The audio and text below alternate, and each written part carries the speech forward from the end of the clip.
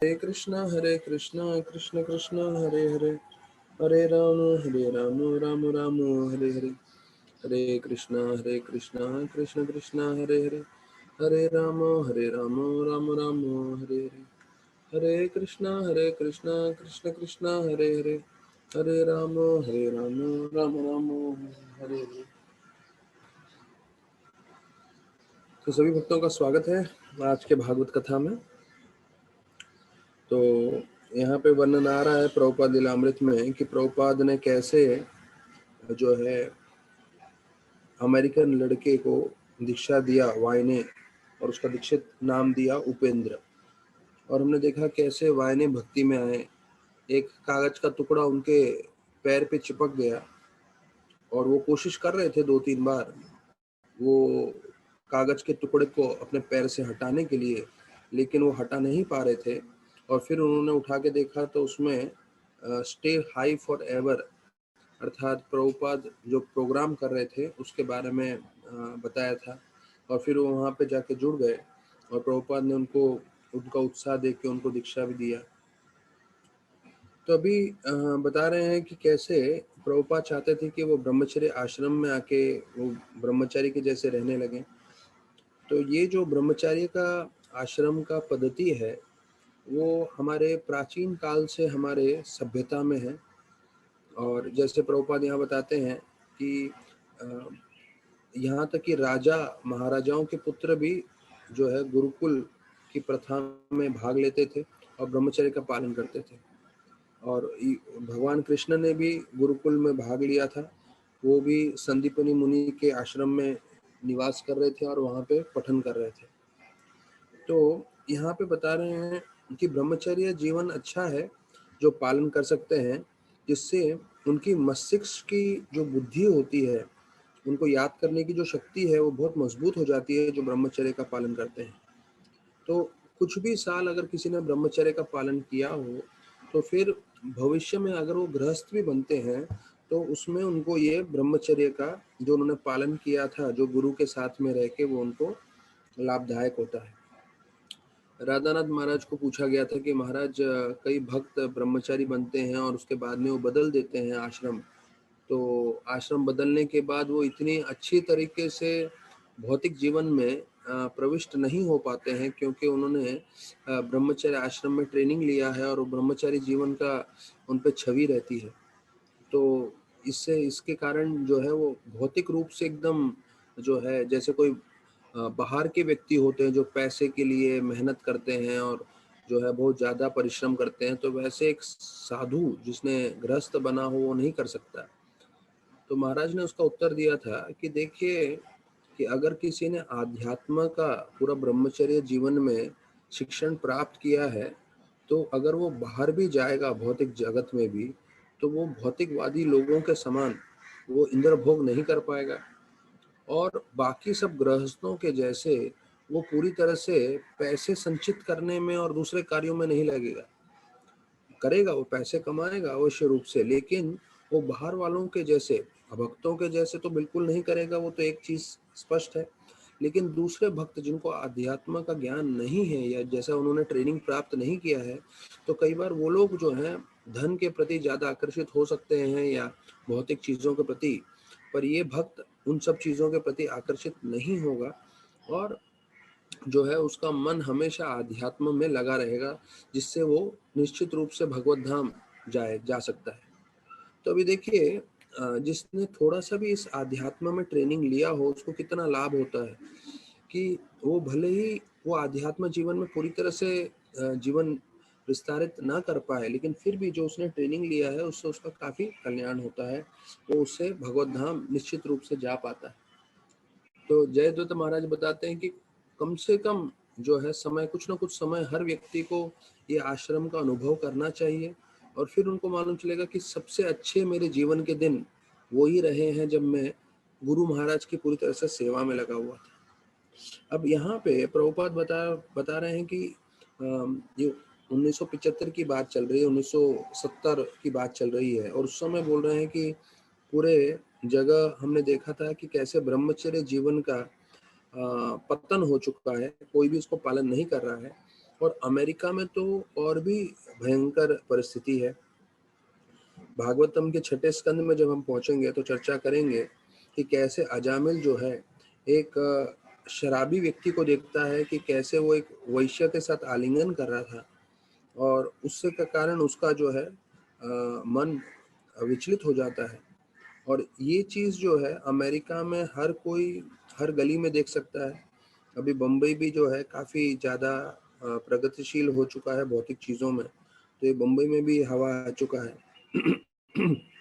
लेकिन प्रभुपाद का एक संपूर्ण रूप से विश्वास था, लेकिन कि कोई भी भक्त अगर अच्छे से हरे कृष्ण महामंत्र जप करेगा और भक्ति का आश्रय लेगा और नियम पालन करेगा तो कृष्ण भगवान उसे जो है अवश्य रक्षा करेंगे उनके उन भक्तों का। तो याद रखिएगा, हम सब जो है कृष्ण भक्ति में लगे हुए हैं, तो हमें जो है संपूर्ण रूप से भक्ति का आश्रय लेना चाहिए, भगवान का आश्रय लेना चाहिए। तो प्रभुपाद के यहाँ शब्द हैं कि अगर हम कृष्ण के आश्रय लेंगे तो भले ही परिस्थिति कितनी ही विकट क्यों न हो, पर कृष्ण हमें अवश्य बचाएंगे। तो अभी उपेंद्र में एक चीज था कि भले उसमें वो गलतियां कर रहा था, जैसे प्रभुपाद ने बताया कि ये 4 नियम पालन नहीं कर रहा है, लेकिन वो प्रभुपाद की तरफ बहुत आकर्षित था और उसको प्रभुपाद के साथ ज़्यादा से ज़्यादा समय बिताना अच्छा लगता था। वो प्रभुपाद के साथ कमरे में बैठा रहता था, प्रभुपाद के साथ प्रसाद भी लेता था कई बार कमरों में। एक बार प्रभुपाद जो है उपेंद्र के साथ अकेले थे, तो प्रभुपाद ने बोला कि अरे तुम तो एक लड़की के साथ रह रहे हो। हाँ, तो उपेंद्र को लग गया कि ये दूसरी बार प्रभुपाद ने बोला है और प्रभुपाद उसका मन अच्छे से जान सकते हैं। तो जो शुद्ध भक्त होते हैं, हमें शुद्ध भक्त के संग में रहने का ये लाभ होता है कि शुद्ध भक्त हमारे मन की बात भी कई बार जान पाते हैं। जैसे हम जर्नी होम में पढ़ते हैं कि कैसे प्रभुपाद राधानाथ महाराज का मन जानते हुए उनको बोलते हैं कि वृंदावन बहुत अच्छी जगह है, आप यहीं पे रहिए। और उससे उनकी पूरी श्रद्धा बन जाती है प्रभुपाद के ऊपर, और फिर वो बोलते हैं कि मैं प्रभुपाद को ही अपना गुरु स्वीकार करूंगा। और दूसरी बार उन्होंने एक प्रवचन में बताया था कि एक रिपोर्टर ने पूछा था उनको कि आप इस जगत के गुरु हैं क्या, आप इस्कॉन वर्ल्ड वाइड के गुरु हैं। और प्रभुपाद का एकदम सर नीचे हो गया, प्रभुपाद की आंखों में तकरीबन आंसू जैसे आ गया, और प्रभुपाद ने कहा नहीं, मैं सबका दास हूँ, मैं सबका सेवक हूँ। और प्रभुपाद ने ऐसा सिर्फ नम्रता दिखाने के नहीं नहीं बोला, प्रभुपाद का ये असली भाव था। और जब राधानाथ महाराज जो रिचर्ड के रूप में 20 साल के जवान युवक थे, जब उन्होंने ये नम्रता देखी कि कैसे ये पूरी दुनिया के दास बनना चाहते हैं, सेवक बनना चाहते हैं, तो उन्होंने बोला मुझे ये चीज़ चाहिए, इसलिए मैं इनको गुरु के रूप में स्वीकार करूंगा। तो यहाँ पे प्रभुपाद जो है इसको बोल रहे हैं उपेंद्र को, भैया तुम नियम पालन नहीं कर रहे हो। तो प्रभुपाद वो कुछ बोलने लगा कि प्रभुपाद, लेकिन प्रभुपाद ने उसकी बात काट दी और बोल दी ये ठीक नहीं है। तो वो बोलने लगा प्रभुपाद मैं उसके साथ कुछ शारीरिक संबंध नहीं रख रहा हूँ उस लड़की के साथ। तो अभी प्रभुपाद के शब्द बहुत महत्वपूर्ण है। प्रभुपाद बोलते हैं जहाँ एक लड़का और लड़की रहते हैं वहां पे शारीरिक जो है संबंध होते ही है, इसलिए आप उसको छोड़ दीजिए और आप मेरे साथ आके रहिए। तो जैसे ही उपेंद्र ने ये सुना कि प्रभुपाद बोल रहे हैं मुझे अपने साथ आके रहने के लिए, वो एकदम प्रसन्न हो गया और प्रसन्न होकर बोला हाँ हाँ प्रभुपाद, मैं बिल्कुल अवश्य आऊंगा। तो उसने अपने घर के काफी सामान गर्लफ्रेंड के साथ छोड़ दिया और अपना कई सामान लेके वो कुछ सामान लेके वो प्रभुपाद के कमरे में आ गया, और अभी वो प्रभुपाद का पर्सनल सर्वेंट बन गया था। प्रभुपाद ने उनको बताया कि आप जो पोस्ट ऑफिस में नौकरी कर रहे हो वो नौकरी मत छोड़िए। तो नौकरी करता था जितना समय, और बाकी समय प्रभुपाद के साथ रहता था, प्रभुपाद को सेवा करता था। तो एक दिन बैठ के वो प्रभुपाद का भागवतम पढ़ रहा था, और भागवतम में पहले स्कंद में लिखा है कि कैसे अगर कोई नम्रता से ज्ञान प्राप्त करता है तो उसका पूरा हृदय में शुद्धिकरण होता है, और धीरे धीरे ऐसे शुद्धिकरण होते हुए ये जो भागवत के ज्ञान से वो पूरी तरह से आत्म साक्षात्कार के स्तर पे पहुंच जाता है। ये हम सुनते हैं बहुत बार, पर हमें समझना चाहिए कि ये इतना महत्वपूर्ण चीज है कि जिस तरह से अभी हमने भागवतम कथा चालू की है लॉकडाउन से, और फिर हम रोज कथा श्रवण कर रहे हैं, भले ही हमें अच्छा लगे न, तो कितनी बार हमारे मन में आता है कि चलो हम भागवत छोड़ के कुछ और कार्य करें, राधानाथ महाराज ने सिखाया है कि किसी चीज़ को आप महत्वपूर्णता देंगे, किसी चीज़ को आप ज़रूरी समझेंगे, तो उसके लिए आप समय अवश्य निकालेंगे। जैसे हम लोग जो है दिन में 2 बार भोजन करने के लिए समय अवश्य निकाल लेते हैं। क्यों? क्योंकि हमें मालूम है ये महत्वपूर्ण है। तो उसी प्रकार से राधानाथ महाराज समझाते हैं कि अगर हम समझें कि हमारे जीवन में आध्यात्म उन्नति करना बहुत ज़रूरी है, तो उसके लिए हम भागवतम के लिए समय देंगे। तो जब लोग बाहर जाते हैं एक शॉपिंग मॉल में, तो उनको मालूम है उनको क्या खरीदना है, घूमने के लिए जाते हैं। जब लोग अस्पताल में जाते हैं, उनको मालूम है वो क्यों गए हैं, क्योंकि उनको उनकी तबीयत जो है खराब होती है, तो उनको ठीक करना होता है।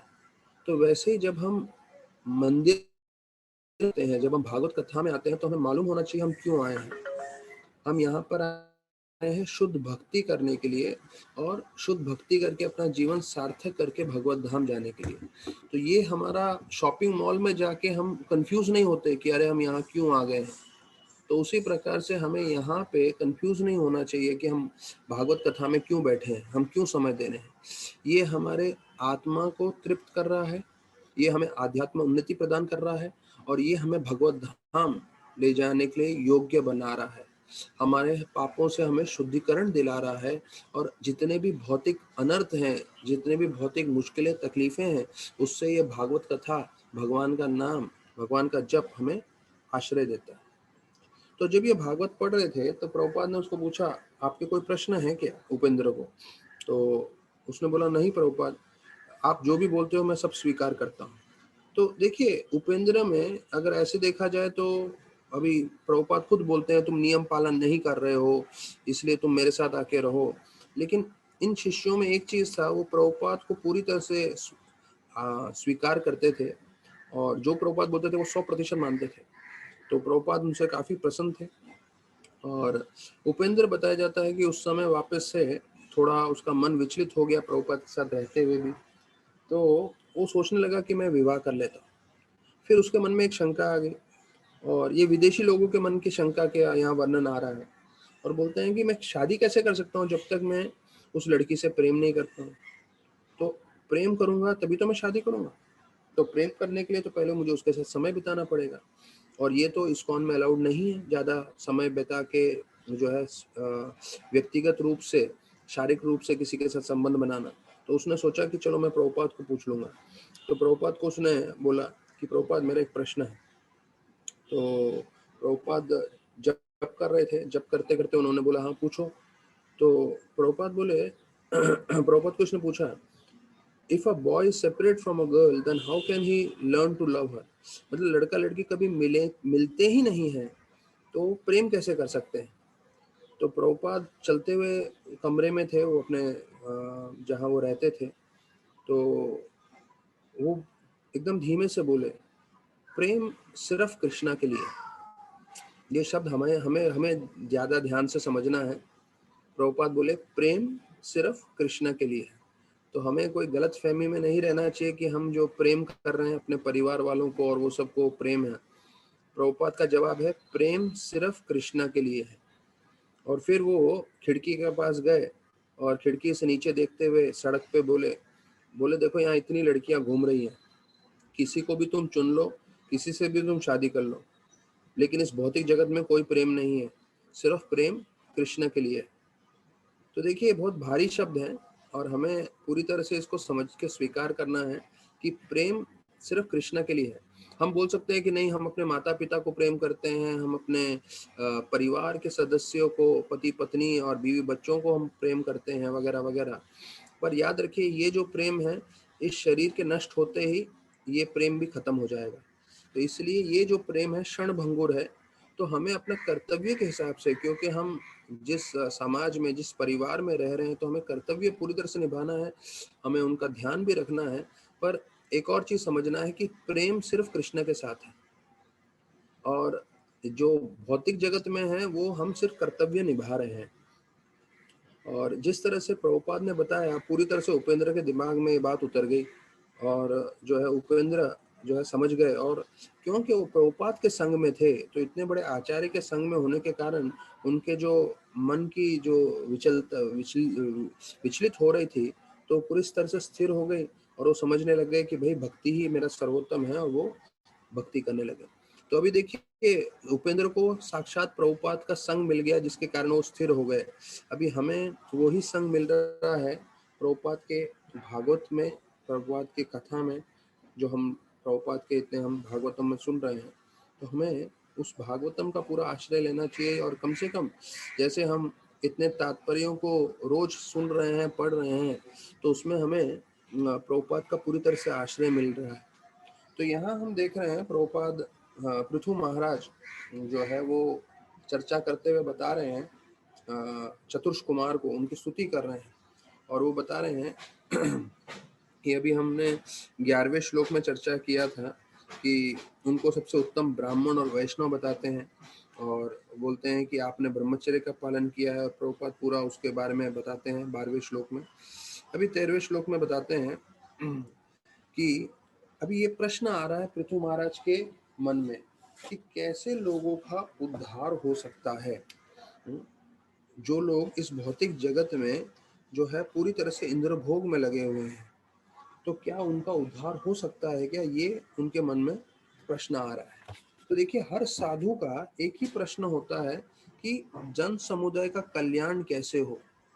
अगर आप पहला स्कंद भागवतम में देखेंगे तो वहां पे भी यही वर्णन आ रहा है कि कैसे सारे साधु जो है नैमिषारण्य में एकत्रित हुए हैं, और उनका उद्देश्य है लोगों का कल्याण कैसे हो, लोग कैसे कलयुग के प्रभाव से बच सकें। अब यहाँ पे भी यही वर्णन आ रहा है कि कैसे ये 13वें श्लोक में पूछ रहे हैं कि जो लोग पूरी तरह से इंद्र भोग में लगे हैं उनका उद्धार कैसे हो सकता है। अच्छा, अभी प्रभुपाद इसका तात्पर्य बहुत महत्वपूर्ण है। प्रभुपाद बहुत महत्वपूर्ण चीज बताते हैं। प्रभुपाद बोलते हैं महाराज पृथु ने चतुर्ष कुमारों से ये नहीं पूछा कि आपका जीवन कैसे चल रहा है, आपके जीवन में सब शुभ है कि नहीं। वास्तविक रूप में बताया जाता है जो लोग, प्रभुपाद बोलते हैं जो लोग भक्ति के मार्ग में लगे हैं तो उनके लिए सब कुछ शुभ ही है। अर्थात अगर हम भक्ति कर रहे हैं अपने जीवन में तो हमारे लिए सब कुछ शुभ है। तो प्रभुपाद बताते हैं जो वैष्णव होते हैं उनके लिए जो है आध्यात्मिक उन्नति कर रहे हैं तो हर एक चीज उनके लिए कल्याणकारी ही होने वाला है। तब इसमें समझिए ऐसा नहीं है कि हमें प्रॉब्लम नहीं आएगा, मुश्किलें नहीं आएंगी, वो सब आएंगी, लेकिन क्योंकि हम भक्ति में लगे हुए हैं तो वो सब हमारे जो मुश्किलें और परेशानी और तकलीफें हैं वो भी हमें भक्ति में प्रगति करने में मदद करेगी। तो अभी ये आगे आने वाला इसमें आने वाला है कि भौतिक जगत में शुभ और अशुभ करके आते हैं, तो उसके ऊपर हम चर्चा करेंगे। शुभ और अशुभ क्या है वास्तविक रूप में प्रभुपाद समझाते हैं। तो प्रभुपाद पृथु महाराज ने जब प्रश्न पूछा कि कैसे लोगों का उद्धार करना है जो पूरी तरह से इंद्रभोग में लगे हैं, तो वो अपने हिसाब से बोल रहे थे क्योंकि वो गृहस्थ थे और एक राजा के रूप में थे। तो बोलते हैं जो गृहस्थ व्यक्ति होता है वो हमेशा इंद्रभोग में लगा होता है, और इंद्रभोग में लगे होने के कारण जो है उसको भक्ति के बारे में उसका मन पूरी तरह से एकाग्र नहीं होता। तो अभी प्रभुपाद बताते हैं कि जो क्षत्रिय थे उस समय के, पृथु महाराज एक क्षत्रिय हैं, और क्षत्रियों के लिए उस समय ये जो 4 नियम हम पालन करते हैं तो वो उनके लिए पालन करना जरूरी नहीं है बताया जाता है। क्यों? क्योंकि वो क्षत्रिय हैं। और प्रभुपाद उदाहरण देते हैं पांडवों का कि कैसे जो पांडव थे, पांडवों को जब दुर्योधन ने बोला आओ हम लोग जुआ खेलते हैं तो वो ना नहीं बोल पाए। तो ये एक उदाहरण दे रहे हैं प्रभुपाद कि कैसे जो क्षत्रिय थे, क्षत्रियों को अगर कोई बोलता था कि जुआ खेलना है तो उसके लिए वो ना नहीं बोल पाते थे, और उसके कारण उन्होंने अपना राज्य भी गुमा दिया और उनकी बीवी का भी बड़ा अपमान हुआ। तो प्रभुपाद दूसरी जगह बोलते थे देखिए पांडव जैसे शुद्ध भक्त थे लेकिन वो जुए में लगे तो देखिए उनका क्या हाल हुआ। मतलब उनका भी पूरा राजपाट चला गया, उनकी जो द्रौपदी जो बीवी थी उनका भी अपमान हो गया। तो इसका मतलब महाभारत से और शास्त्रों से प्रभुपाद बोलते हैं हम ये सीख सकते हैं कि अगर शुद्ध भक्त भी जुए में भाग लेंगे तो उनका भी नुकसान होगा, तो हमें कभी भी जुए में भाग नहीं लेना चाहिए। अच्छा, अभी प्रभुपाद जो अभी आगे के वाक्य बताते हैं वो थोड़े भारी हैं। तो प्रभुपाद बोलते हैं गृहस्थ जीवन मतलब अशुभ। क्यों? क्योंकि गृहस्थ जीवन में अगर आप इंद्र भोग के बारे में सोच रहे हो तो आपका जीवन में शुभता नहीं आएगी, लेकिन उसी गृहस्थ जीवन में अगर आप भक्ति के बारे में सोच रहे हो तो ठीक है। तो प्रभुपाद बताते हैं कि जो इंद्र भोग के हिसाब से जीवन व्यतीत कर रहा है तो उसके हर कदम कदम पे जो है उसके लिए चुनौतियां रहेंगी, मुश्किलें रहेंगे, तकलीफ रहेंगे। तो प्रभुपाद भागवतम के 10वें स्कंद का श्लोक बता रहे हैं, पदम पदम या पिदम न तेषाम, अर्थात हमारे हर कदम में जो है संकटें, मुसीबतें और परेशानियां आएंगी अगर हम भक्ति का आश्रय नहीं लेंगे। तो प्रभुपाद बताते हैं, हर कोई इस पूरी दुनिया में जो है सिर्फ इंद्र भोग के लिए मेहनत कर रहा है। सब लोग पूरी दुनिया में सिर्फ एक ही चीज के लिए मेहनत कर रहे हैं, किसके लिए? इंद्र भोग के लिए।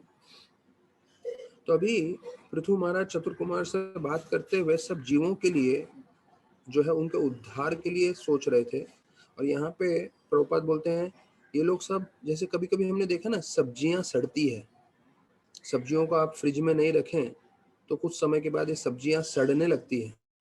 तो प्रभुपाद बोलते हैं वैसे ही इस भौतिक जगत में सब जीव धीरे धीरे सड़ रहे हैं। ये थोड़े प्रभुपाद जो है भारी शब्द वापस से इस्तेमाल कर रहे हैं कि सब लोग सड़ रहे हैं इस भौतिक जगत में। अभी हम लोग को किसी को लग रहा होगा नहीं मैं तो बहुत आनंद भोग रहा हूँ, ये कर रहा हूँ, लेकिन प्रभुपाद के शब्द हैं कि जितने भी जीव हैं इस भौतिक जगत में सब सड़ रहे हैं। क्यों? क्योंकि उन्होंने पूर्व में बुरे कर्म किए हैं और उस बुरे बुरे कर्मों का जो है उनको फल प्राप्त हो रहा है। तो बोलते हैं अगर इस भौतिक जगत में कुछ शुभ है तो वो एक ही चीज है, वो है आध्यात्मिक जगत, आध्यात्मिक कार्य। तो जो हम भक्ति का कार्य कर रहे हैं वही शुभ है। तो इंद्रियार्थ वेदिनाम ये शब्द का प्रयोग आया है। तो ऐसे लोग जो सिर्फ अपने इंद्रियों को भोग करने में लगे रहते हैं उनका जीवन बद है, उनका जीवन पतित है, उनका जीवन व्यर्थ है, ऐसे प्रभुपाद बता रहे हैं। तो जिसने इंद्र भोग छोड़ दिया है वो ही असली में प्रगति कर रहा है जीवन में, ऐसे प्रभुपाद बताते हैं। तो देखिए हम लोग सब कम से कम हमें ये आध्यात्म रूप से ज्ञान तो समझ में आ गया कि भाई इंद्र भोग नहीं करना है। भौतिकवादी व्यक्ति किसी को बताएंगे कि भाई इंद्र भोग नहीं करना है तो बोलेगा अरे तो मूर्ख है, तो पागल है, बिना इंद्र भोग के थोड़ी कोई जीवन का लक्ष्य है। तो प्रभुपाद बताते हैं एक मानव समाज में लोग समझते ही नहीं है कि हम आत्मा है और आत्मा के स्तर पे हमें पुनः जन्म लेना है और ये जीवन तो तैयारी है अगले जीवन के लिए। जब ये बात नहीं समझते हैं तो वो लोग इसी जीवन में ज्यादा से ज्यादा इंद्र भोग करना चाहते हैं। तो भक्तों के लिए कम से कम पहले हमको ये नॉलेज आ गया, हम समझ गए कि भाई इंद्र भोग जीवन का लक्ष्य नहीं है।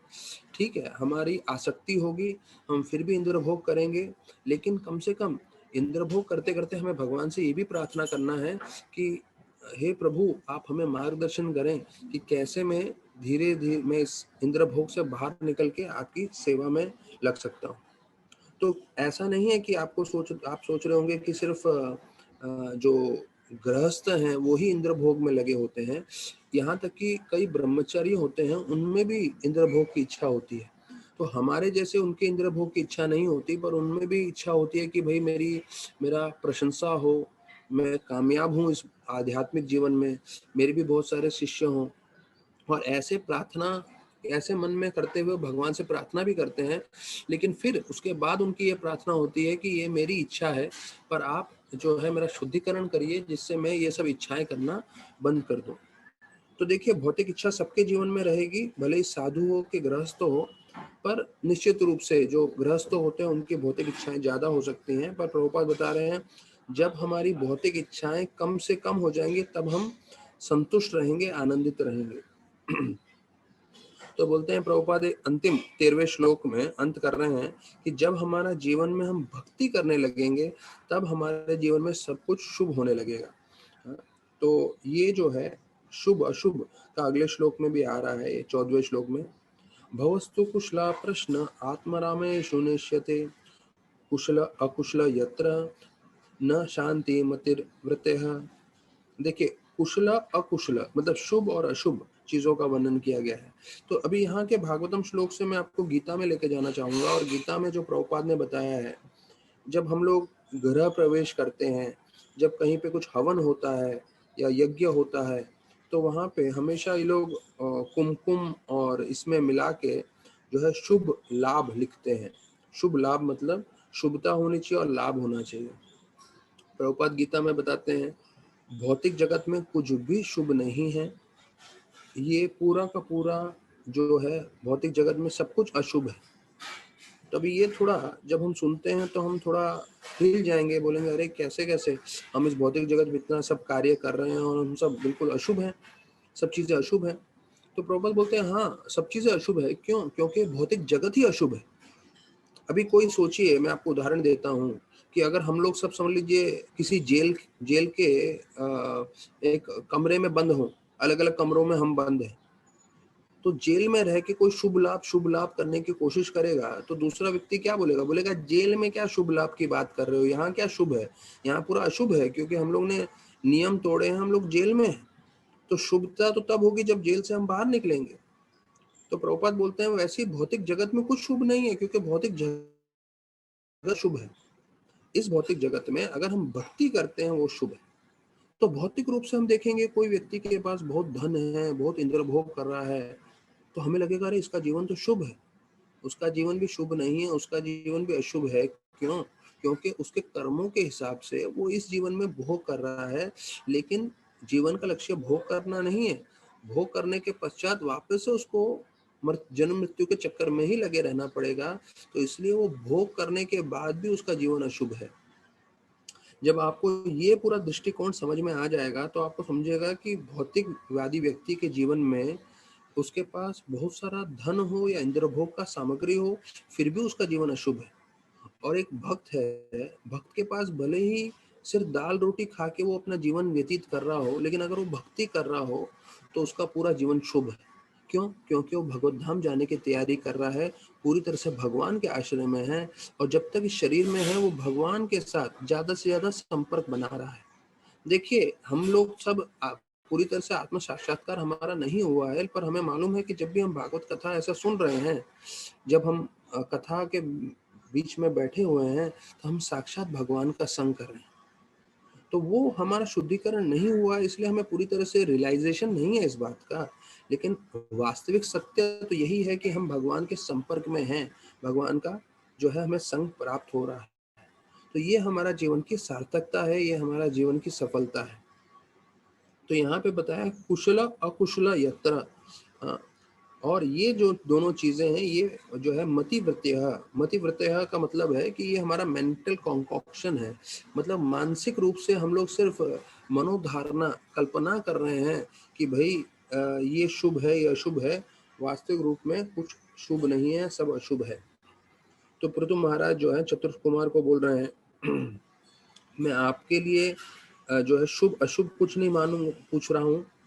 पृथु महाराज चतुर कुमार को बोल रहे हैं, मैं आपके लिए कुछ अशुभ और अशुभ के बारे में चर्चा नहीं कर रहा हूँ। क्यों? क्योंकि आप हमेशा भक्ति में लगे हो, आप संपूर्ण रूप से आनंद में लगे हो।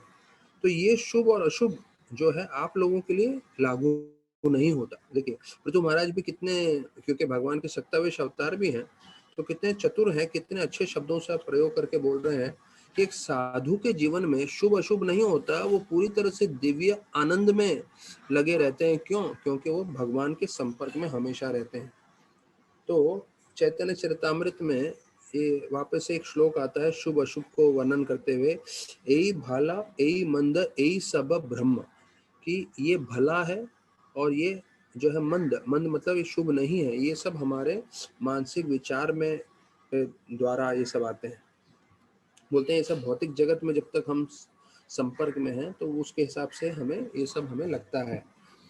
तभी प्रभुपाद इस श्लोक में दूसरे अध्याय गीता में जो 62 और 63 श्लोक है उसके ऊपर वर्णन कर रहे हैं। तो कभी कभी आप लोगों को लगता होगा कि प्रभुपाद जो है यहाँ पे सीधा गीता क्यों बता रहे हैं, तो उसका आवश्यकता है कि हम भले ही भागवतम चर्चा कर रहे हैं, पर जो गीता का ज्ञान है, जो प्रमुख ज्ञान है, वो हमें समझना है। तो वो अभी पिछले श्लोक में हमने सुना कि हमें इंद्र भोग नहीं करना चाहिए।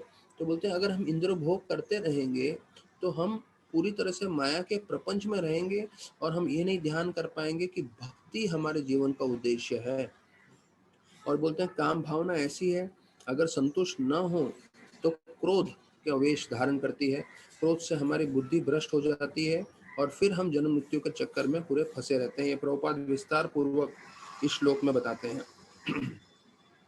फिर प्रभुपाद बता रहे हैं कि जो चतुष कुमार थे वो थोड़े मायावादी थे शुरुआत में, जो हमने और सुना है कि कैसे वो भगवान के चरणों के रज को ग्रहण करते हैं, उसका खुशबू धारण करते हैं, तुलसी का महक उनके नासिका से जाता है और उनसे फिर उनका पूरा जीवन परिवर्तित हो जाता है और पूरी तरह से वो भक्ति में आ जाते हैं। तो प्रभुपाद ये 14वां श्लोक अंत कर रहे हैं ये बताते हुए कि सार ये है कि अगर कोई भक्ति में लगा है, हाँ, तो वो ये शुभ अशुभ के चक्कर में फंसेगा नहीं, क्योंकि वो पूरी तरह से भगवान के संग में है। और भौतिक जगत में जो कोई भी शुभ अशुभ के चक्कर में लगा हुआ है वो सब अशुभ चीजों के बीच में ही फंसा हुआ है। ये प्रभुपाद का जो है 14वें श्लोक का सार है। फिर 15वें श्लोक में बोलते हैं, ये थोड़ा 15वां और 16वां श्लोक दोनों महत्वपूर्ण है। तो 15वें श्लोक में बोलते हैं, तद अहम कृत वृष्मंभ सुहृद्रो वस तपस्विनां संप्रचे भव एतस्मिन् क्षेम केना जसा भवेत्। तो फिर अभी बोल रहे हैं कि आप तो सुहृद हैं। सुहृद मतलब एक दोस्त को भी संस्कृत में सुहृद बोलते हैं, मतलब मित्र। तो ये बोलते हैं कि आप तो सबके शुभ चिंतक हैं और आप जानते हैं कि सबसे जो है लोगों का कल्याण कैसे हो सकता है। तो इस भौतिक जगत में जो लोग इतनी तरह से तकलीफ में हैं तो उनका कल्याण कैसे हो सकता है, तो वो उसके बारे में आप जरा मार्गदर्शन करिए। तो हर एक साधु का एक ही उद्देश्य होता है कि लोगों का कल्याण कैसे हो, लोगों का कैसे हम जो है उद्धार कर सकें। तो प्रभुपाद तात्पर्य में बता रहे हैं कि जो साधु होते हैं वो लोगों के दर दर पे जाते हैं, उनके दरवाजों पे जाते हैं। क्यों? जिससे वो उनका उद्धार कर सके, उनको आध्यात्मिक ज्ञान दे सके। तो बोलते हैं वो इसलिए नहीं जाते कि उनको कुछ भौतिक चीज चाहिए। तो ये पहले जमाने में जो साधु थे वो मधुकरी करते थे और मधुकरी करते समय वो दूध रोटी कुछ तो ऐसा लेते थे गृहस्थ के जीवन से। तो प्रभुपाद का उस जमाने का कहना है कि जब साधु दूसरों के घरों में जाते हैं तो उनको कुछ भौतिक चीज नहीं चाहिए, क्योंकि एक प्रामाणिक साधु को तो स्वयं भगवान ही उनके लिए प्रबंध कर देंगे। लेकिन जब वो सबके घरों में जाते थे तो उसका उद्देश्य ये था कि वो लोगों को आध्यात्मिक ज्ञान दे सकें, अपने स्वार्थ के लिए वो नहीं जाते थे। तो ये पहला चीज प्रभुपाद बताते हैं। फिर इसके तात्पर्य में जो है बताते हैं दूसरी चीज कि कि पृथु महाराज जो है ये हम जैसे लोगों के लिए ये प्रश्न पूछ रहे हैं। अब देखिए, जैसे प्रभुपाद बताते हैं अर्जुन को गीता बताया गया, पर अर्जुन के द्वारा भगवान हम सबको मार्गदर्शन देना चाहते थे।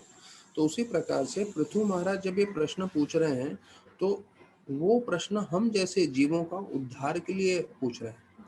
तो प्रभुपाद बता रहे हैं कि जैसे पृथु महाराज चतुष कुमार के शरणागत हो गए, हमें भी एक साधु को पूरी तरह से शरणागत होना चाहिए। और जब हम शरणागत होते हैं तो हमारा जीवन का सार्थकता प्राप्त होता है। तो रामायण में वर्णन आता है, देखिए 3 गुणों का प्रभाव होता है, सत्वगुण रजोगुण तमोगुण। तो बोलते हैं देखिए तीनों गुणों के हिसाब से जो है 3 भाई भी थे लंका में। तो बोलते हैं सत्वगुण में थे विभीषण। क्यों? क्योंकि वो हमेशा भक्ति करते रहते थे। तो एक बार बताया जाता है विभीषण के कमरे में जो है रावण आ जाते हैं और रावण आके देखते हैं सब जगह कमरे में राम राम राम राम लिखा है। तो बिल्कुल क्रोधित हो जाते हैं और बोलते हैं अरे तुमने मेरे दुश्मन का नाम पूरे अपने घर में लिखा हुआ है। तो बोलता है ये राम नहीं है, रा मतलब रावण और म मतलब मंदोदरी। तो जब मैं रा और म देखता हूँ तो मैं रावण और मंदोदरी का मनन करता रहता हूँ, राम का मनन नहीं करता हूँ करके। तो रावण ये देख के खुश हो जाते हैं, बोलते हैं चलो अच्छा है अच्छा है अच्छा है, तुम मेरा और मंदोदरी का मनन करते हो तो ये ठीक है। तो विभीषण बताया जाता है सत्व गुण के प्रतिनिधि हैं, फिर रावण रजोगुण के प्रतिनिधि हैं और कुंभकर्ण जो है तमोगुण के प्रतिनिधि हैं, और क्योंकि वो हमेशा सोते रहते थे। तो दूसरा एक जगह वर्णन आता है कि कैसे अगर आप इसमें देखेंगे मिलिट्री में एक स्पेशल सेक्शन होता है जिसे बोलते हैं सुसाइड स्क्वाड। तो ये सुसाइड स्क्वाड मतलब ऐसे लोग होते हैं जो अपना हवाई जहाज लेके वो बड़े बड़े जो ये होते हैं, शिप्स होते हैं, उसमें वो लोग प्रवेश कर जाते हैं, तो निश्चित रूप से वो तो मर ही जाते हैं, लेकिन वो हवाई जहाज में उन्होंने इतना बारूद रखा होता है कि पूरा का पूरा जहाज खत्म हो जाता है। तो जहाज पे कई सैनिक होते हैं और उनका काफ़ी सामान होता है, तो पूरा नष्ट कर देते हैं। तो इसको बोलते हैं सुसाइड स्क्वाड। मतलब वो अपना जीवन दांव पे लगा देते हैं, पर अपना जीवन अंत करते हुए वो सामने वाले का बहुत ज़्यादा नुकसान कर देते हैं। तो ऐसा मिलिट्री में सुसाइड स्क्वाड भी होता है। तो एक कृष्णा भक्त को समझना चाहिए कि भौतिक जगत में लोग अपना जीवन देने के लिए भी तैयार हैं, अपनी देश की रक्षा के लिए। तो उसी प्रकार से हमें भी कम से कम थोड़ी बहुत चेष्टा करनी चाहिए लोगों को आध्यात्म ज्ञान देने के लिए। तो बद्रीनारायण प्रभु ये कहानी बता रहे थे कि कैसे एक जो है चोर जो ड्रग्स व्रग्स का डीलिंग करते थे, वो पुलिस से बचने के लिए इस्कॉन मंदिर में आ गए और इस्कॉन मंदिर में आके बोलने लगे कि मुझे आपके जैसा बनना है। तो अमेरिका के तो इस्कॉन मंदिरों में इतना नियम, इतना स्ट्रिक्ट नहीं है। जैसे अभी मुंबई में राधा गोपीनाथ मंदिर में तो काफ़ी स्ट्रिक्ट करके रखा हुआ है। मतलब जो साधु बनना चाहता है, सबसे पहला क्वालिफिकेशन होना चाहिए कि उसको उसके पास डिग्री होना चाहिए। अगर वो उसके पास डिग्री है तो वो साधु बन सकता है, अगर उसका ग्रेजुएशन नहीं हुआ है तो वो साधु नहीं बन सकता। दूसरा, उसको स्पष्ट रूप से इंग्लिश बोलना आना चाहिए। अभी आप लोग बोले अरे भक्ति और अंग्रेजी की क्या आवश्यकता है, पर यहाँ पे उन्होंने ऐसा नियम बना के रखा है कि उसको अंग्रेजी अच्छे से आना चाहिए। हाँ, अगर अंग्रेजी नहीं आ रहा है पर उसको फिर भी साधु बनना है, तो वो हमारे सैटेलाइट सेंटर्स में निगड़ी है, नासिक है, पूना है, वहाँ पे जाके साधु बन सकता है, पर गोपीनाथ में नहीं। ये दूसरा नियम है। और तीसरा, उनका जो है महीने में इतना पगार कम से कम होना चाहिए। मतलब ऐसा नहीं है कि कोई भी जो है काम नौकरी नहीं कर रहा है, वो साधु बनना चाहता है तो उसको हमने ले लिया। बाहर के प्रोफेशनल वर्ल्ड में उसका जो है नौकरी करके उसके पास पैसा कमाने की क्षमता होनी चाहिए, तब वो हमारे यहाँ साधु बन सकता है। तो यहाँ बद्रीनारायण प्रभु बता रहे थे ये जो ड्रग डीलर था, पुलिस से बचने के लिए इस्कॉन मंदिर में आ गया, तो उन्होंने भी ले लिया उसको, उनको मालूम नहीं था ये ड्रग डीलर है। तो उसने बोला कि मैं सब काम करूंगा, सिर्फ एक सेवा नहीं करूंगा, जो है बुक डिस्ट्रीब्यूशन का। क्योंकि बुक डिस्ट्रीब्यूशन करने के लिए लोगों को बाहर जाना पड़ता है मंदिर से, तो उसको मालूम था बाहर जाऊंगा तो पुलिस मुझे पकड़ लेगी। तो बोलता था कि जो भी मैं सेवा चाहिए मैं मंदिर में करूंगा। तो रोज सुबह 4 बजे उठ के ठंडे पानी से नहा के 4:30 बजे मंगल आरती करके पूरा दिन भर रसोई में सेवा कर रहा था, जप कर रहा था। और ऐसा करते करते उसका जीवन में इतना परिवर्तन आ गया कि वो एक बार टेम्पल प्रेसिडेंट को जाके बोलता है कि मुझे जो है सरेंडर होना है। तो टेम्पल प्रेसिडेंट ने बोला बिल्कुल सरेंडर होना चाहिए आपको, हम भक्ति बता रहे हैं सरेंडर होने के लिए। तो बोले आपको सरेंडर की बात नहीं कर रहा हूँ मैं, पुलिस को सरेंडर होने की बात कर रहा हूँ। तो बोले पुलिस को सरेंडर होने की बात कर रहे हैं, क्या करता है भैया तुम, आप क्या करते थे? तो उसने बोलने लगा कि भैया मैं तो ड्रग का डीलिंग करता था। तो बोले हे भगवान, बोले इस्कॉन में पहले ही इतने सारे प्रॉब्लम्स हैं, अभी तुम यहाँ ड्रग डीलिंग करके हमारे साथ आके रहोगे तो और प्रॉब्लम आएगा। तुम पहले जाओ पुलिस में और अपने आप को गिरफ्तार कराओ, और जो भी वो पुलिस दंड देती है वो सब पूरा साफ करो, उसके बाद तुम आओ। तो वो बोले ठीक है। तो गए पुलिस में, तो पुलिस वाले भी एकदम चौंक गए, बोले अरे हम तुमको कब से ढूंढ रहे थे, कब से पकड़ने की कोशिश कर रहे थे। तो लोग खुश हो गए कि ये खुद से आके शरणागत हो गया। तो कोर्ट केस में इसका जो है केस चालू हुआ। तो कोर्ट में जज बोला ए तुम इतना समय गायब थे, क्या कर रहे थे? तो बोला मैं मंदिर में था। तो बोलते क्या कर रहे थे मंदिर में? तो बोला सुबह 4 बजे उठ के ठंडा पानी से नहाता था, फिर 4:30 बजे से हमारा मंगल आरती होता था, 2 घंटा हम भगवान का नाम जप करते थे, फिर दिन भर हम मंदिर के अलग अलग कार्यों में लगे रहते थे। तो जब जज ने ये सुना तो बोला अरे यार तुमको हम सजा दे के क्या करेंगे, तुमको ये सजा दे रहे हैं, उससे तो भीषण जीवन तुम वैसे ही जी रहे हो। तो बोलते तुमको हम जो है फ्री कर देते हैं, हम तुमके तुम्हारे लिए कोई कार्रवाई नहीं करते हैं, हम आपको फ्री कर देते हैं, छोड़ देते हैं पूरी तरह से। और ये वाकई व्यक्ति जो है जो इतना ड्रग का डीलिंग करता था, वो बिना किसी चीज़ों के, बिना किसी चीज़ के वो पूरी तरह से फ्री हो गए, फिर से मंदिर आ गया, फिर से आके जो है पूरी तरह से भक्ति करने लग गया। तो देखिए कितनी बार हम ये वो सब उदाहरण देखते हैं कि कैसे जो है अलग अलग तरह के लोग भी जुड़ जाते हैं, पर उनका मन पूरी तरह से भक्ति के कारण जो है बदल जाता है। ये राधा गोपीनाथ प्रभु अपना उदाहरण दे रहे थे। देखिए, हम सबको बताया जाता है, हम सबको एब्जॉर्ब होना चाहिए। Secret of Gita Prabhupada introduction में बताते हैं कि गीता का गुह्य ज्ञान क्या है, कि हम सबको पूरी तरह से जो है हमारा मन एकाग्र होना चाहिए। तो ये राधा गोपीनाथ प्रभु जो है प्रिंटिंग प्रेस के ऑफिस में बैठे थे, उनको अपना जो है गीता के नोट्स जो बनाए थे वो 6 डे कोर्स को प्रिंटिंग कराने थे। तो काफ़ी देर से बैठे थे, शाम से बैठे थे, और तकरीबन 8 बजे तक प्रिंटर के साथ डिस्कशन कर रहे थे, और उसका जो प्रिंट आउट था वो चेक कर रहे थे। और फिर 8 बजे निकलने का समय आया, तो जो प्रिंटिंग प्रेस वाला आदमी था तो वो भी उठ गया, ये भी उठ गया, निकलने लगे थे। तो उसने नीचे से अपना टिफिन उठाया, टिफिन बॉक्स जो होता है ना, स्टील वाला होता है, 3 खाने वाला टिफिन बॉक्स, तो वो उठाया। तो उठाते ही वो मतलब सोचने लगा, अरे ये इतना भारी क्यों है? तो बोलते, अरे ये भारी इसलिए है, मैं खाना खाना ही भूल गया। तो राधा गोपीनाथ प्रभु के सामने जब उसने ऐसा बोला, तो राधा गोपीनाथ प्रभु जो है मन ही मन में उनको दंडवत देने लगे। बोलने लगे, अरे यार, ये देखो प्रिंटिंग प्रेस में काम कर रहा है, पर इसका देखो मन कितना जो है एकाग्र है। दोपहर को खाना नहीं खाया और उसको इस बारे में याद भी नहीं है।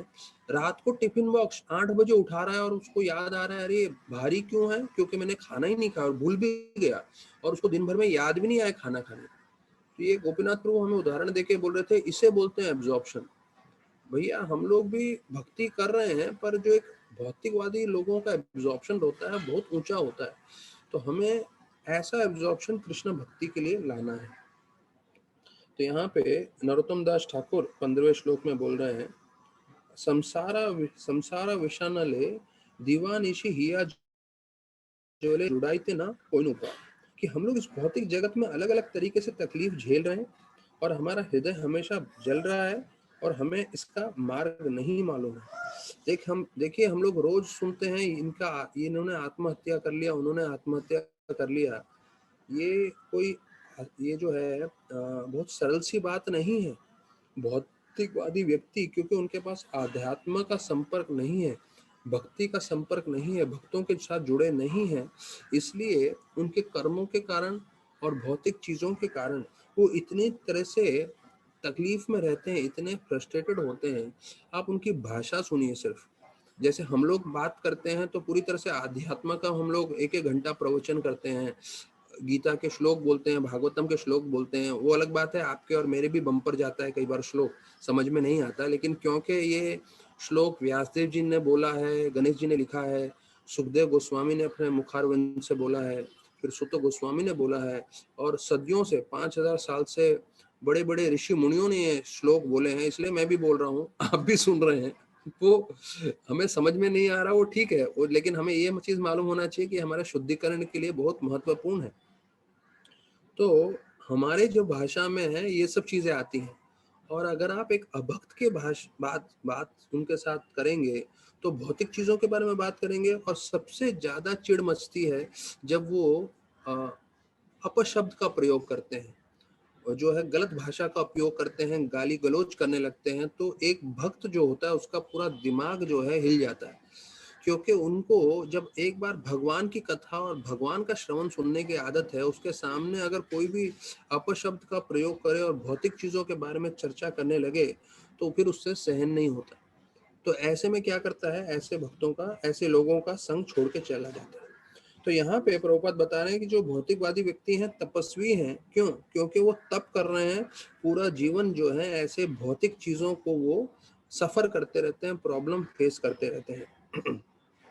तो ऐसे लोगों का बोलते हैं उद्धार हो सकता है अगर वो हरे कृष्णा महामंत्र जप करें। तो नरोत्तम दास ठाकुर ने बताया है, कोलोकेरा प्रेम धन हरि नाम संकीर्तन रति न जन्मिलो के नेता है। कि नरोत्तम दास ठाकुर जो आचार्य हैं वो बता रहे हैं कि हमें सिर्फ हरे कृष्णा महामंत्र का आश्रय लेंगे तो हम सब भौतिक जंजाल से बच सकते हैं। तो प्रभुपाद इस श्लोक का सार बता रहे हैं कि कोई भी भौतिकवादी व्यक्ति या भक्त इस भौतिक जगत के सारे तकलीफों से छूटना चाहता है, तो पहला चीज उसको साधु का संग करना चाहिए। और साधु उसको हमेशा भगवान का नाम जप करने के लिए बोलेगा, हरे कृष्णा कृष्ण कृष्ण हरे हरे, हरे राम राम राम हरे हरे। और प्रभुपाद लास्ट लाइन में बोल रहे हैं, this is the only auspicious way for materialistic persons, अर्थात एक भौतिकवादी व्यक्ति के लिए यही सबसे उत्तम मार्ग है और यही उसके लिए सबसे शुभ कार्य है। क्या? साधु का संग करे और साधु के संग में वो महामंत्र जप करने लग जाए। जब वो ये करने लगेगा तो उसका जीवन पूरी तरह से जो है सार्थक हो सकता है, पूरी तरह से उद्धार हो सकता है। अब हम 16वां श्लोक जो है वो चर्चा कर लेते हैं। व्यक्तम आत्मतम आत्मा भगवान आत्म भावना स्वयं अनुग्रहाय एवं सिद्ध रूपे चरत अजह। तो बोलते हैं कि lord's merciful travels in the form of सिद्ध रूपीज। तो भगवान जो है कृपा करते हैं सभी जीवों का उद्धार के लिए। कैसे? अपने शुद्ध भक्तों के द्वारा।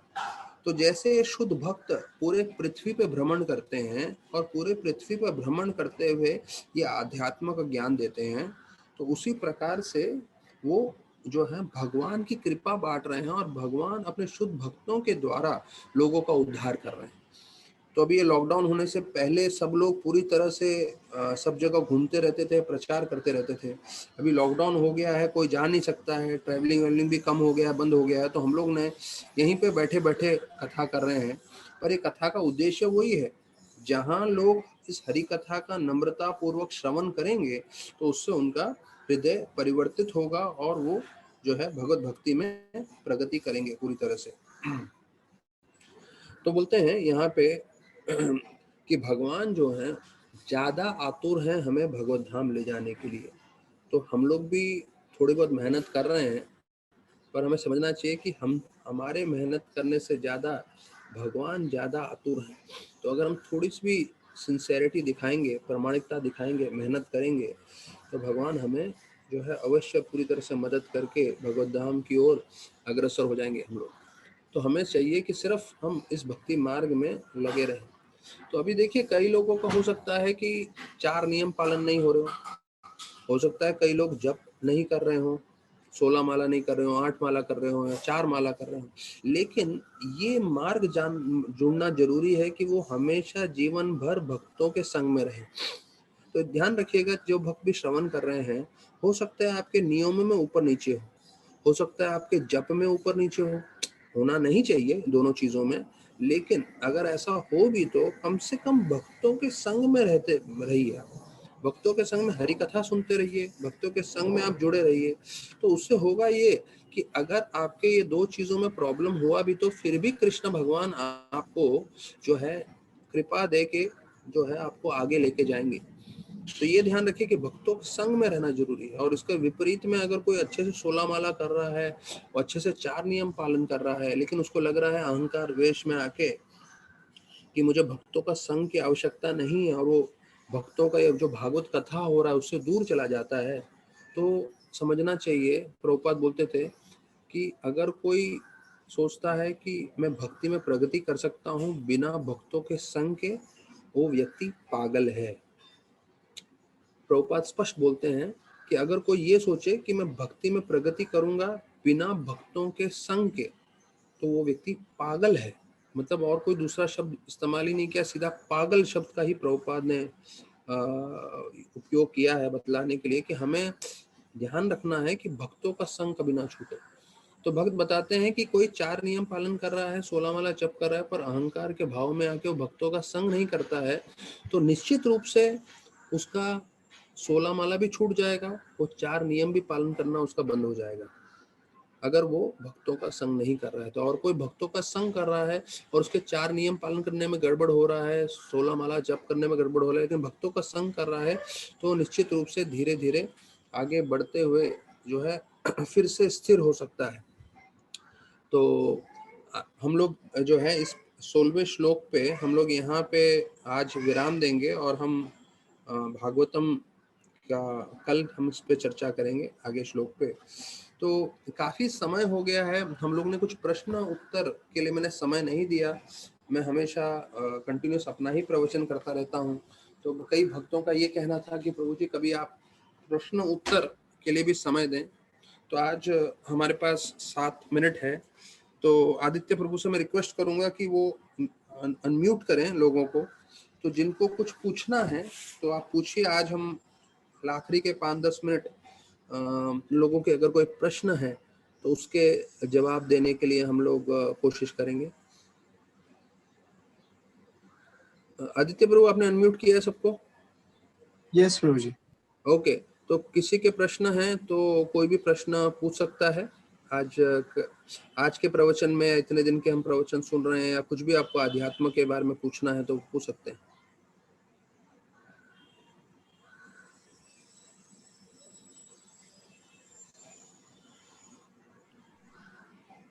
हरे कृष्णा। हाँ प्रभु जी, मेरा नाम उदय नाडकर्णी है। जी जी। और मैं 21 तारीख को गोवर्धन इको विलेज आया था जी जी ये ज्योत्सना माता जी और पांडा प्रभु जी के साथ। जी जी जी मंदिर में राधा वृंदावन दास मंदिर में जो कहा गया है कि वहाँ चंद्रिका है, जी। तो चंद्रिका क्या है और चंद्रिका की महानता क्या है, वो मुझे आप बताएंगे तो कृपा। देखिए, ये जैसे जब हम लोग जीवी गए थे तब भी हमने सुना था ये चंद्रिका जो है। अभी परसों प्रेमांजन प्रभु ने भी बताया कि कैसे वो 5 टन के पत्थर का बनाया हुआ है जो जीवी में उन्होंने लगाया है। एक ही पत्थर का है वो, और जो उसके नीचे खड़े रह के प्रार्थना करता है तो उससे उनकी प्रार्थना इच्छा पूरी होती है। पर एक और चीज मैं आप लोगों को बताऊंगा कि आध्यात्मिक चीज में बहुत सारी ऐसी चीजें होंगी जिसमें आपको लगेगा अगर आप ऐसा करेंगे तो आपकी इच्छा पूरी होगी, आप भगवान बहुत प्रसन्न होंगे, और ये सब चीजें हैं। और इन सब चीजों के अलावा हमें हमें एक महत्वपूर्ण चीज ये जानना है कि सबसे मुख्य चीज हमारे जीवन में है कि हम जो है भक्तों के संग में लगे रहें। ये चंद्रिका है, ये हजारों चंद्रिकाओं के समान भक्तों का संग महत्वपूर्ण है, हमें समझना है। क्यों मैं बता रहा हूँ? क्योंकि देखिए, अभी वो जो चंद्रिका के बारे में आप वर्णन कर रहे हैं, हर कोई वहां नहीं जा सकता। हो सकता है 2 महीने में, 3 महीने में जब हम एक बार पिकनिक निकालें, यात्रा निकालें, तब हम जाएंगे वहां पे और तब हम प्रार्थना करेंगे। एक भक्तों को ध्यान रखना है कि ऐसे बहुत सारी चीजें हैं पूरे आध्यात्मिक, जहाँ जहाँ मंदिर हैं, जहाँ जहाँ चीजें हैं। तो अभी जैसे बद्रीनाथ के बारे में हम वर्णन करते हैं, तो बद्रीनाथ में अलकनंदा है, वहां पे तप्त कुंड है जो भगवान शिव ने स्वयं बनाया हुआ है। तो और ऐसा सब जगह है जहाँ पे बताते हैं कि मुश्किल से लोग पहुंच पाते हैं, और वहां पे आप प्रार्थना करें, वहां पे आप भक्ति करें तो बहुत उत्तम रहेगा और बहुत बढ़िया है। तो हो सकता है कि कई सालों में एक बार हम यात्रा निकालें तो हम भी आपको लेके जाएंगे। लेकिन हमें समझना चाहिए कि जो हम बम्बई में रहने वाले लोग हैं, हमें बम्बई में रहते हुए सबसे महत्वपूर्ण है कि हम साधुओं के संग में रहें, और ये जो शिक्षण हम प्रभुपाद का जीवन में सुन रहे हैं वो अपनाएं। और वो हमारे लिए वास्तविक रूप में ये कल्प वृक्ष पेड़ के समान है जो हमारी सारी इच्छाएं पूरा कर सकता है।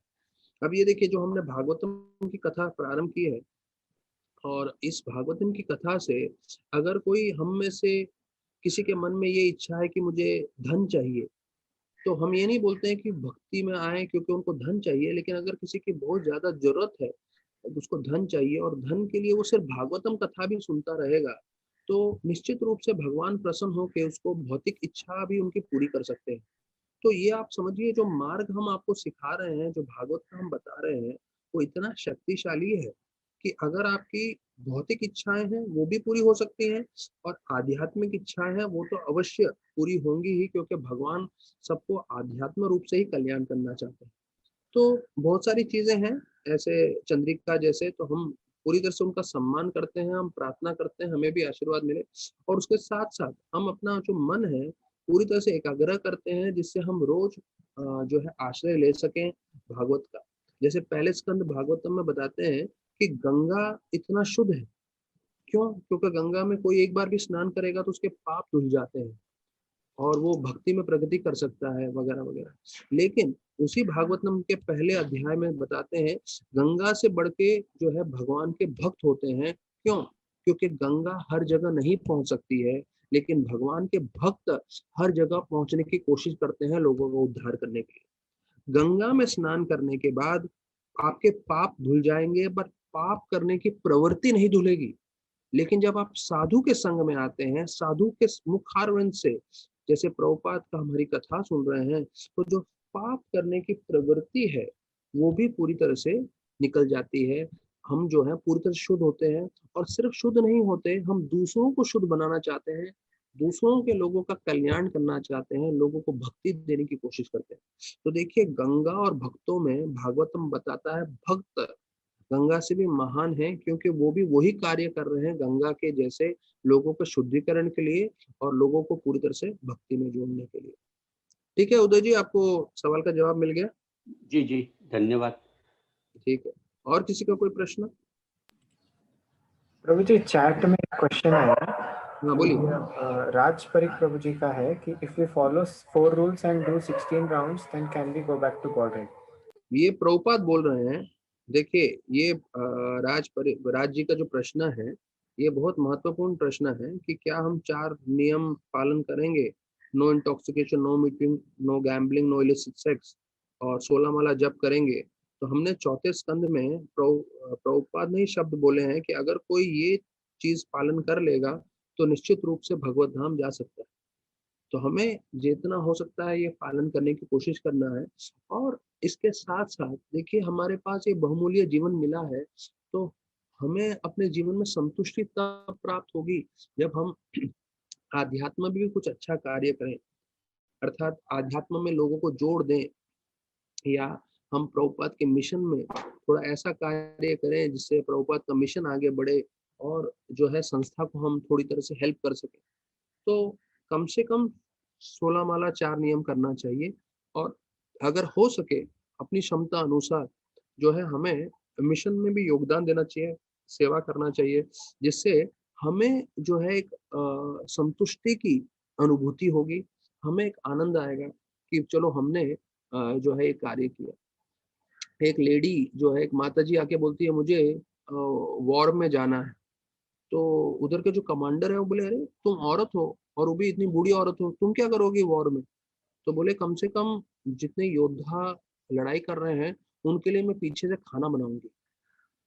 तो वो भावना देख के कमांडर भी जो है बहुत आकर्षित हो गया और बोला, ये भावना बहुत उत्तम है कि हो सकता है हर कोई सामने से युद्ध नहीं कर सके, लेकिन कोई पीछे से रह के मदद करना चाहे तो वो भी बहुत जो है प्रशंसनीय है। तो उसी प्रकार से हम लोग जो है 16 माला 4 नियम करते हुए जितनी हमारी क्षमता है, अगर कोई माताएं हैं तो अगर कोई माताएं खुद अच्छे से भक्ति कर रही हैं, भागवतम श्रवण कर रही हैं, जितना हो सकता है सेवा कर रही हैं, तो वो भी आंदोलन में बढ़ा है।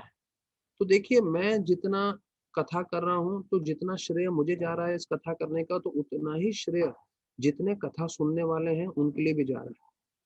आप जितने लोग जुड़ रहे हैं, जोड़ने के कारण इतने सारे ब्रह्मचारियों को भी प्रोत्साहन मिल रहा है, और वो भी ब्रह्मचारी हर हफ्ते हर महीने आके जुड़ रहे हैं और वो भी प्रवचन दे रहे हैं, क्योंकि उनको लग रहा है इतने सारे भक्त समुदाय जो है श्रवण कर रहे हैं। तो हर कोई जो श्रवण कर रहा है तो वो भी उतना ही सेवा कर रहा है जितना कोई कथाकार सेवा कर रहा है। तो हर एक का मूल्य जो है मूल्यांकन करना मुश्किल है। सब लोग जो सेवा कर रहे हैं वो बहुमूल्य है, बहुत ही कीमती है, महत्वपूर्ण है। तो अभी आपको शायद मालूम नहीं होगा, पर इस हफ्ते में जो है कल का प्रवचन हरि गोपाल प्रभु देने वाले हैं, और फिर हर सोमवार को हमारे प्रेमांजन प्रभु ने बताया है प्रवचन देंगे। हर शनिवार को व्रजरस प्रभु अमेरिका से प्रवचन देंगे। तो कम से कम हफ्ते में 2-3 दिन तो ऐसे हो रहे हैं जब अलग अलग भक्त जो है प्रवचन देने वाले हैं। तो एक माधव गोपाल प्रभु ने एक अच्छा भजन गाया था, आपको याद है? तो उन्होंने 19 तारीख का मुझे तारीख दिया हुआ है, फ्राइडे को, तो वो प्रवचन देने वाले हैं। लक्ष्मी नारायण प्रभु जिन्होंने आप लोगों को टूर दिया था, वो 9 तारीख को जो है अगले हफ्ते में मंगलवार को प्रवचन देने वाले हैं। तो मैं प्रवचन के साथ साथ इन सब भक्तों के साथ भी संपर्क में हूँ, और उन सबको भी मैं नेवता दे रहा हूँ। तो याद रखिए, आप लोग जो जुड़ रहे हैं या आप दूसरे लोगों को इस प्रोग्राम में जोड़ने की कोशिश कर रहे हैं, ये बहुत बड़ा प्रचार कार्य है, और इस सेवा करने से आप लोग बहुत योगदान दे रहे हैं भागवतम यज्ञ में, और जो है हरि कथा श्रवण करने में और लोगों को जोड़ने में। तो राज प्रभु, उम्मीद करते हैं आपका इस सवाल का जवाब आपको मिल गया होगा। और किसी का कोई सवाल? हाँ, ये लोग भी, ये भी अच्छा तरीका है कि इसको चैट करते हुए चैट बॉक्स में आप लोग प्रश्न डाल दें तो उसका भी हम जवाब दे सकते हैं।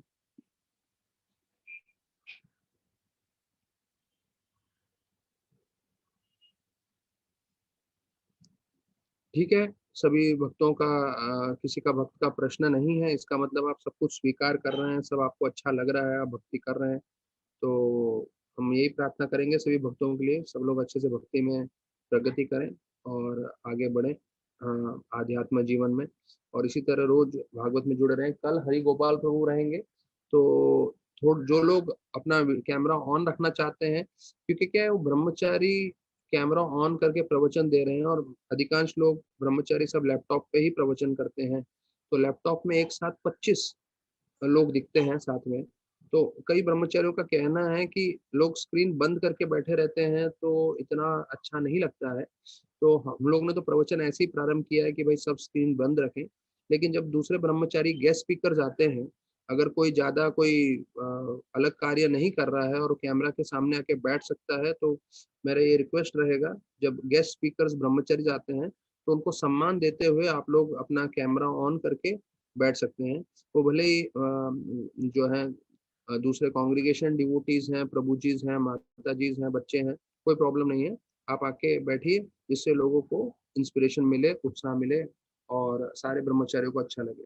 ठीक है, तो कल हम लोग हरि गोपाल प्रभु का प्रवचन सुनेंगे और परसों हमारा व्रजरस प्रभु का अमेरिका से प्रवचन रहेगा। तो बहुत बहुत धन्यवाद सभी भक्तों का। कल हम 4 बजे फिर जुड़ते हैं। हरे कृष्ण।